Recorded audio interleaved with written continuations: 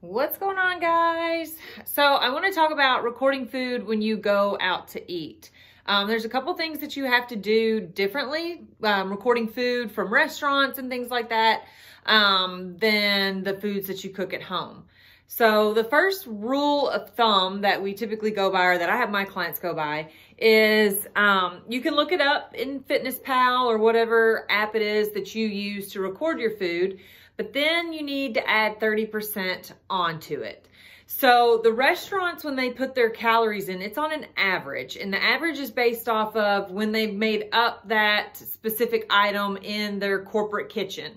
So across the board, let's just use a chain because it's one of my favorite restaurants, is BJ's Brewhouse. So they put all their calories on their menu. Those calories are derived from the corporate kitchen of BJ's Brewhouse. So from each location to location, it's not going to be what it says on the menu. Each chef throws a different amount of oil down, a different amount of butter in.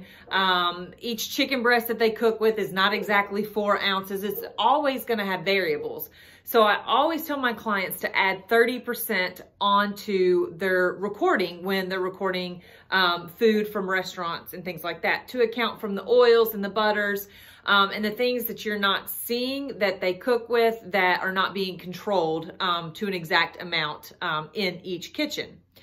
Now, what you would want to do differently with that is, so let's just say, I should back up. Let's just say 30%. Let's say it's a plate of spaghetti, okay? You're going to record that plate of spaghetti and then add another 30% onto it. So if it says that that plate of spaghetti is 500 calories, put another 150 calories on it, and you're probably closer to the real amount that is inside that dish.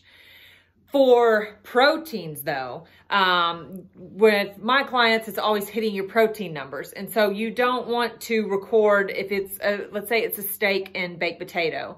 So I don't want to, when I'm recording my food, like I got a 10-ounce steak, I don't want to put another 30% on that and make it like it's a 13-ounce steak, because it's going to give the clients a false read on the amount of protein they're consuming.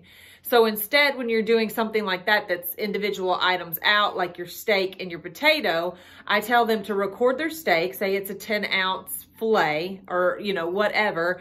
Then go in there and I would add 2 tablespoons of oil or 2 tablespoons of butter to my recording that day, to allot for the oil and the butter that it is most likely cooked with in the kitchen, to give you, because that's an additional, somewhere between 300 to 400 calories, could be somewhere between 20 to 25 grams of additional fat that you need to account for on your steak, in your foods when you're eating out. So that's why a lot of my clients that eat out regularly, they have more trouble losing weight, and it's due to because they're actually eating more calories than what they are recording. Because it's always, guys, I say this over and over, calories in versus calories out. So if you have a life that you have to eat out and be on the run, that's no issue, but you need to record foods correctly. And you also need to realize you're not going to get the results as quick as somebody who is eating at home and controlling their food all the time and knows exactly what's in it.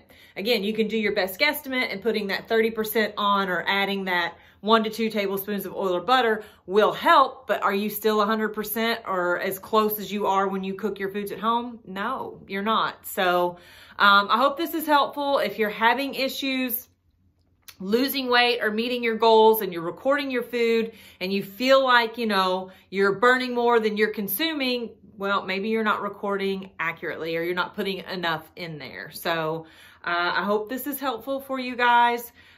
This is what I make all my clients do, because it adds up very, very quickly, and it can really make or break your progress. So I don't want you to be, it's already hard enough to do the weight loss journey, and you don't want to make it harder on yourself. So you want to be as accurate as you can be, you want to be as consistent as you can be, and you want to have as much information as possible to make this journey the least painful as possible. So, all right. So I hope this helps. If this is good information, like it, send your friends to my page.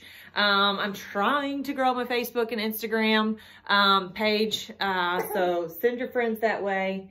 Finley says send them there too. And I'm trying to provide good information for you guys. So if you have any requests of things that you would like me to cover, shoot me a message and I'm happy to do so.